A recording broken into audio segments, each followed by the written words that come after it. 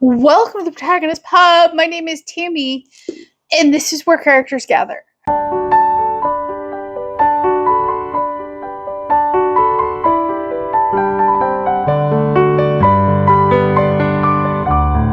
I'm taking a little risk here. The trash man is currently in the process of stealing the girl's trash. So, we'll see how successful I am. I'm sorry if you hear it in the background. Today, we're going to do my May recommendations. I'm filming this at the beginning of April. As you know, I'm trying to get pre-filming done before my parents arrive, and part of that is recommendations. So, let's do May recommendations. And this month we're going to do Amanda first. It is her birthday month. And these recommendations are separate from the recommendations for the Southern Charm readathon, and that video will be coming out later. And I think they left my trash can in the street. Hang on, I gotta go get it. Okay, trash can retrieved. It was in the street. Last time they did that, we got a good wind gust and it went halfway down the block. So that won't happen now. Okay, so Amanda's prompt for the month of May is Southern Music or Dancing. So a book featuring music or dancing. And I have none sitting on my shelves. I have a bunch pulled up that I have read or want to read or own waiting for me. So let's talk about those first. I have read this one. That is My Taiwan On by Jill Marie Landis. This is the first book in the Tiki Goddess mystery series. This is set in, I know it's Hawaii. I believe it's on Maui. There's definitely dancing in this series. It is a widely varied age range group of friends that cater parties from the tiki bar. There's always dancing and music involved. This is just a great, cozy, escapist read. They're very quick. The first book is 288 pages. I just loved these books. And who doesn't love a good escapist read to somewhere tropical like Hawaii? And I've read through book 3, and I just bought the 4th book. Or did I just buy? Yeah, I just bought the 4th book. I am looking forward to it. So that is the first recommendation. Second is The Mozart Code by Rachel McMillan. This says it's a standalone, but it also says it's related to her book, The London Restoration. And I will read you I have not read this one. I'll read you the description.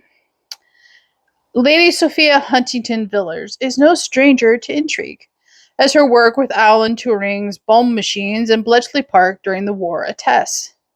Now, as part of Simon Baer's covert team in post-war Vienna, she uses her inimitable charm and codename Starling to infiltrate the world of relics, uncovering vital information that could tilt the stakes of the mounting Cold War. When several influential men charge her with finding the death mask of Mozart, Sophie wonders if there is more than the composer's legacy at stake and finds herself drawn to potential answers in Prague. Simon Barrington, the illegitimate heir of one of Sussex's oldest estates, used the previous war to hide his insecurities about his past. Now he uses his high breeding to gain access to all 4 Allied quarters of the ruined city in an attempt to slow the fall of the Iron Curtain. He has been in love with Sophie Villers since the moment he met her, and a marriage of convenience to save Simon's estate has always kept her close.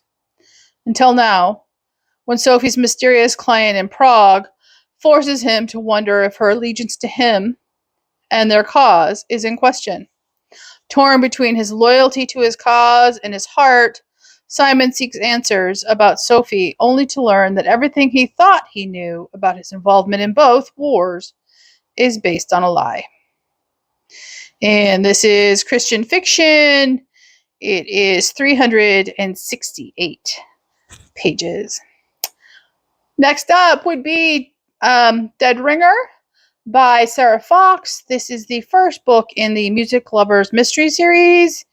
And I just purchased this one. It is short. It's 261 pages. And it's a trilogy. And I will read you the back. As you know, I love Sarah Fox's writing. So, orchestra practice hits the wrong chord when a fellow musician is found dead, and a violinist, and now amateur sleuth, Midori Bishop, finds herself investigating more than just a new concerto in Sarah Fox's new cozy mystery, Dead Ringer. Midori Bishop's life is hitting all the right notes. She has her dream job playing violin in the Point Grey Philharmonic Orchestra and is embarking on a new relationship with the symphony's hot maestro. But when Midori finds a cellist strangled to death during a rehearsal, the maestro soon becomes the number one suspect, and Midori his only supporter. Midori sets out to prove the maestro's innocent, but soon discovers that he and many others have secrets they would rather keep hidden.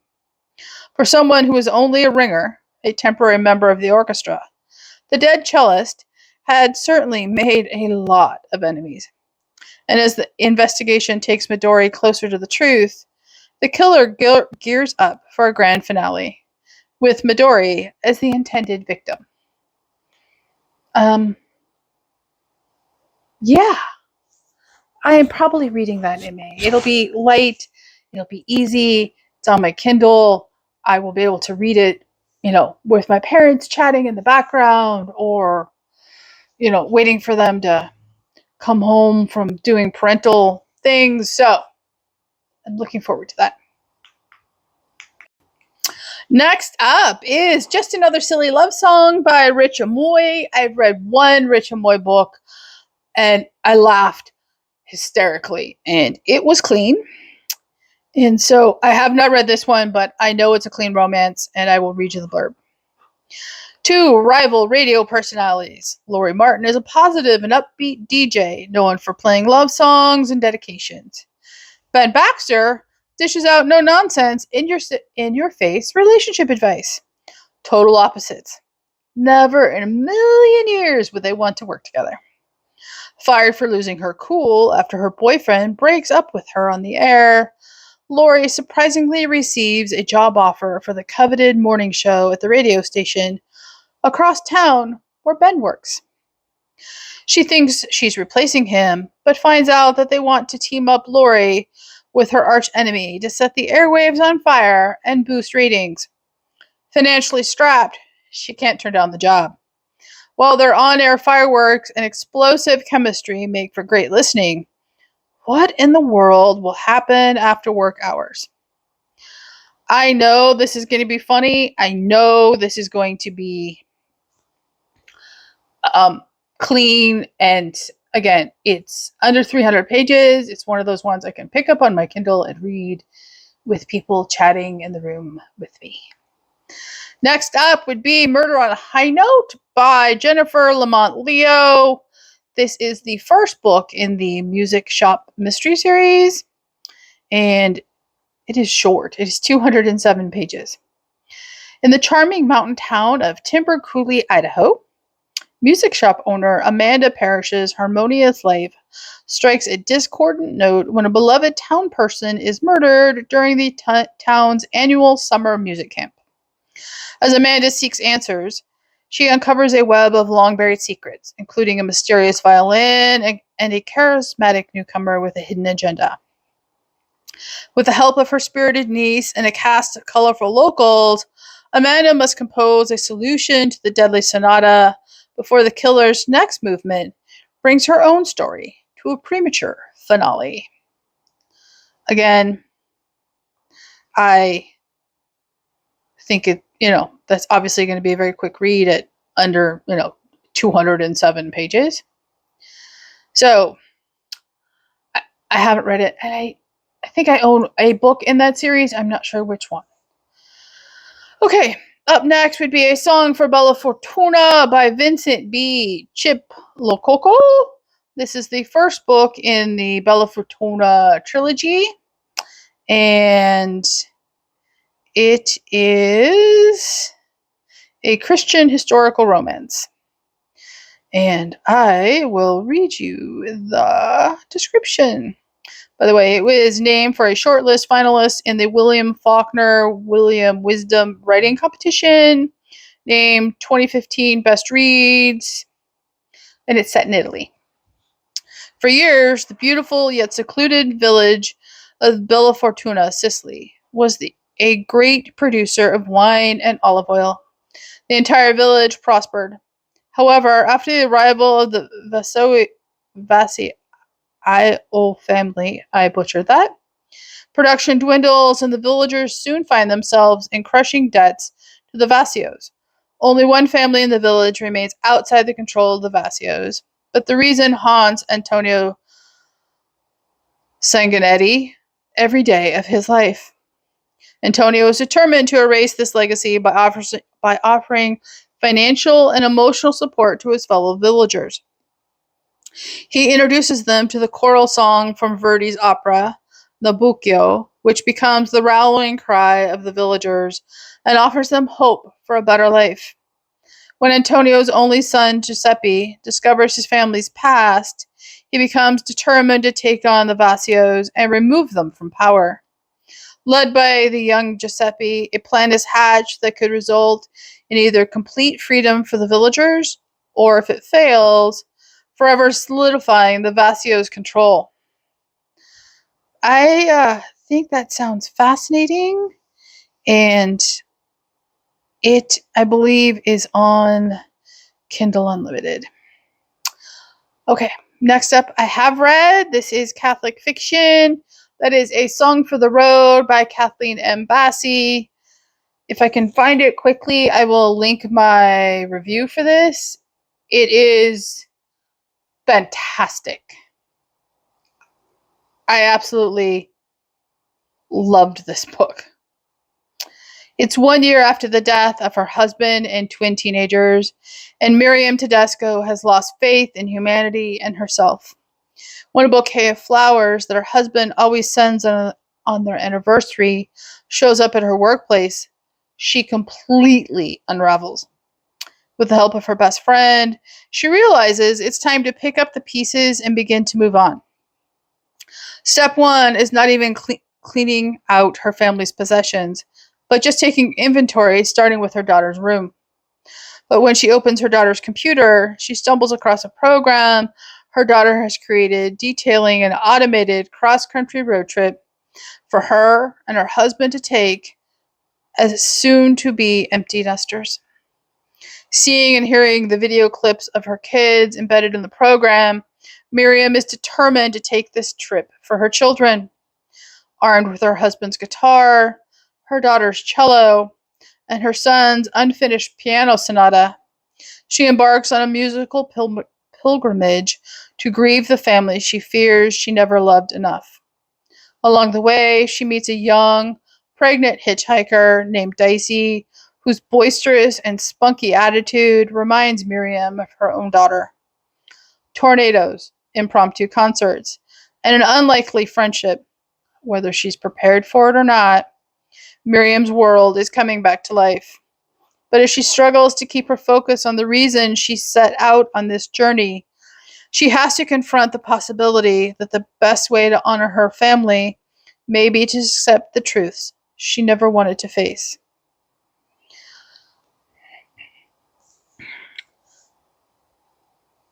Catholic or not, this book is an emotional gut punch in the best possible way, and music is interwoven in this story at every point. It is a vital aspect of this novel, and I cannot recommend it enough.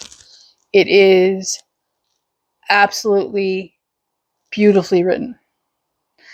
Okay, last up for Amanda is Music Man This is the first book in the Romance and Rehoboth series, and I have not read this. I do not know the quality of its content. So I will, however, read you the story. By the way, it's by K.L. Montgomery. You're never too old to fall in love with a rock star or chase your dreams. Every girl dreams of dating a rock star, even a girl who just turned the big 4-0. Is it the beard, the flannel, the guitar? Claire isn't sure, but Jack is simply irresistible. Music was Jack's first love. When life got in the way of him making it as a singer-songwriter, he settled for teaching music, which included giving piano lessons to a certain stunning redhead named Claire. He's fallen head over heels for her, just in time for his big break to finally arrive. But do you ever really give up on your first love? It's a romantic comedy. It's 312 pages. And, it's worth a shot. So, those are Amanda's recommendations for Amanda's Southern Comfort year-long reading challenge. And up next, let's do Jeanette. Okay, some of these I own and some of these I do not. So let's see. Some of these I have read too. Okay, first up, I own the second book in this series. I believe they're all available on Kindle Unlimited, but this is the first book.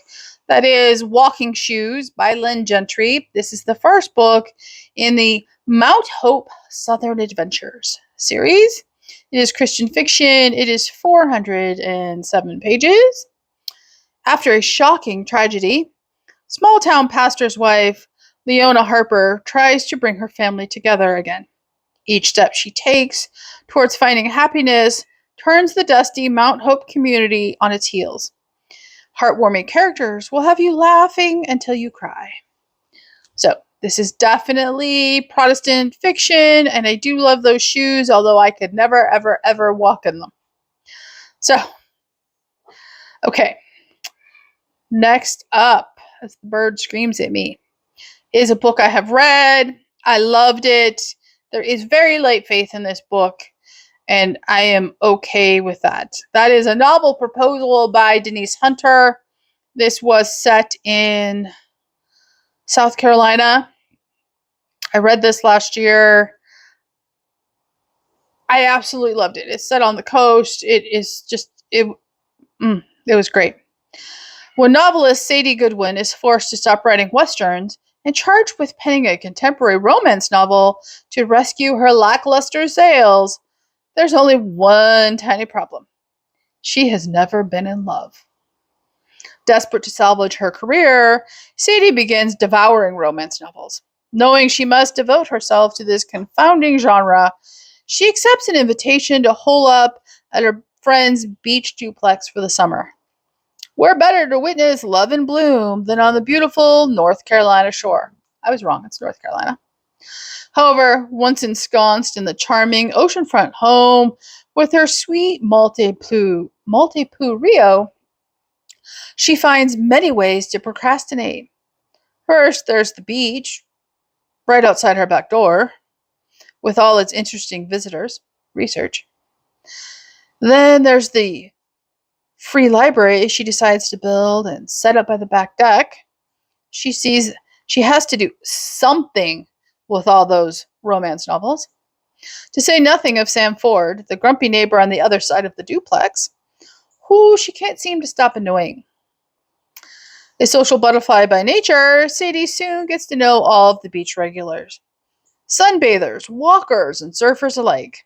A free book draws a crowd right up to the house for a nice little book chat, which further irritates her reclusive neighbor to break up her writing. But things take an unexpected turn when Sadie opens a recently placed novel to find a secret compartment, and tucked inside is a beautiful engagement ring. To whom does the ring belong? Sadie is convinced she needs to find the owner and save the man's proposal from certain doom. She draws a reluctant Sam into the project, and slowly their connection begins to develop. Are these weird, fluttery feelings the first strings of love? Has Sadie managed to stumble upon the very subject about which she must write? And wouldn't Sam make the perfect alpha hero? Will Sadie find the ring's rightful owner? Will she manage to pen a career-saving romance novel by summer's end?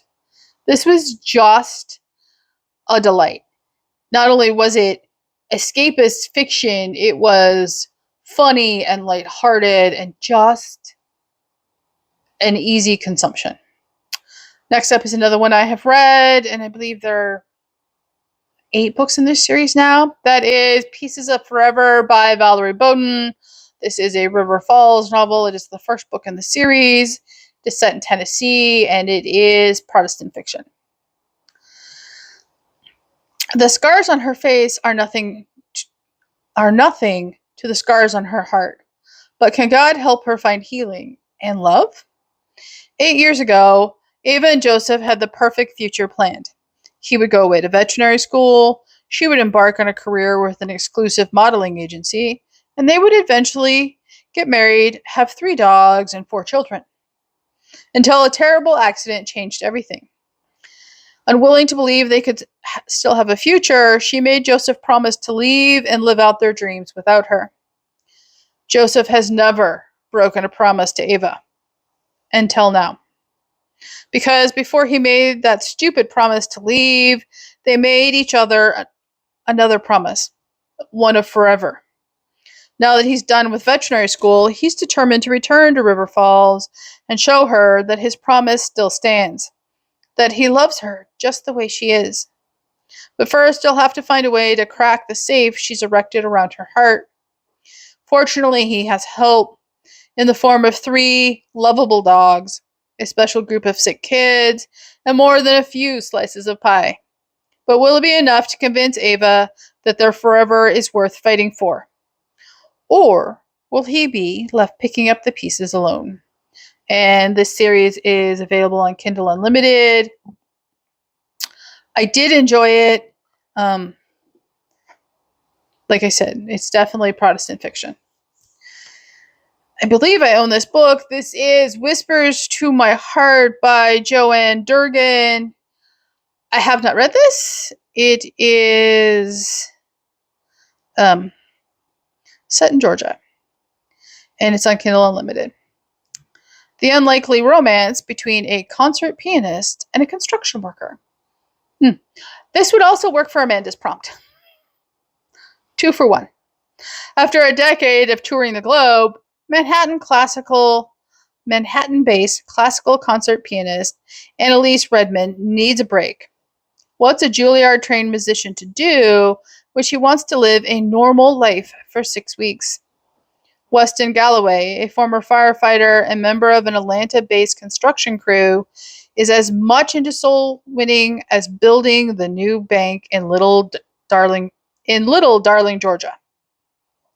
And it's barely been kissed. Weston's not looking for love. When these 2 souls collide in small-town Americana, is their time together destined only to be a precious memory, or will they listen to the whispers in their hearts and dare to dream of a future together? Throw in Anna's quirky sister and brother-in-law, Weston's challenging co-worker, spirited employees at the Darling Diner, and a cast of lively townsfolk. You won't want to miss this journey into Darling. Whisper to My Heart is a contemporary Christian romance celebrating love, faith, community, and family. And last up, I have read the first book in this series. I'm not going to talk about it in length. That is the Misty River series by Becky Wade. I have read Stay With Me. This is definitely Christian romance. It's definitely Protestant in nature. I will say that I enjoyed Becky's writing, but I found the faith in these books, and the one that I have read in this series, to be incredibly heavy-handed incredibly preachy and off-putting. We all have different comfort levels, and this one was just incredibly preachy in nature. So if you do not like preachy faith in books, this is not the series for you, because it is very in your face. Okay, those are the recommendations for May books for Jeanette's reading challenge. Up next, let's do Anne's. All right, Anne's challenge for May, May, is to reread a favorite. And the scavenger hunt items are a favorite from childhood, a favorite read in high school, and a relatively newer favorite. For me, those would be 3 separate books. And I have some recommendations for this for my own reading. Obviously, yours is going to be a little bit different, but we all have different favorite classics to begin with anyway. So let's do the obvious one. Anne of Green Gables. I have just reread this year, so I'm not going to pick it up and reread it now, but if you've never read this, I highly, highly recommend it. I read this for October of 2024, so I'm not rereading it anytime soon. That is The Woman in White by Wilkie Collins. It helps if I show you the right side of the book. Not that it really matters here. I will reread this at some point. I absolutely loved it. This is a twisty, turny classic, and it is absolutely fabulous. And if you love mysteries like I do, The Woman in White is fantastic. It's epistolary, it's a mystery, it's Victorian, it's just perfection. The book that set my love for historical fiction way back in the distant past would be A Tree Grows in Brooklyn by Betty Smith. This was a recent pickup at the library for me. I am not going to reread this book because I reread Little Women at the end of last year, and it did not hold up for me, and I do not want to destroy what this book means to me on the off chance it doesn't hold up. However, if you have never read A Tree Grows in Brooklyn, I highly recommend it. There is no blurb on the back of this one. It starts off in 1912. Francie is our heroine throughout this, and she loves to read, and she just sets herself a goal to read the library, and that's what she does. And I devoured this book. I loved this book. Okay. 2 more. For me, one I'm definitely rereading. Probably won't get to it this year, but it'll be sooner rather than later. That is The Lord of the Rings by Tolkien. I did read this last year, and next time I'm going to read it much more carefully with, reading help. There's a couple of encyclopedias behind me for characters and for the Catholicism in the book, and I owe it to myself to reread this one much more carefully at some point in the future. It won't be in May. I honestly don't know that I'm going to get anything reread in May, just because, my parents being here and getting ready for that and recovering from that and all the things that go, with an extended family visit. So, but someday I will reread Tolkien. And the last one is Dracula by Bram Stoker. Again, I read this late last year. It is absolutely fantastic. I'm reading the other book, the other entries in this compendium. I loved Dracula. Apparently I'm hungry. Sorry if you heard that. I cannot tell you how much I love Dracula. It was nothing like what I expected and everything I wanted. If you've never read it and you think you're gonna be some vampire book, it's not. It's just not a vampire book. Yes, he's a vampire, but he's on 60 pages out of like 280, 320 pages. He is a small portion of it. And it is really a book about faith. I loved Dracula. And that surprised me. Okay. Those are my recommendations for May. What are you reading for any of the challenges? Leave a comment down below, like and subscribe, and I will see you here next time at the Protagonist Pub.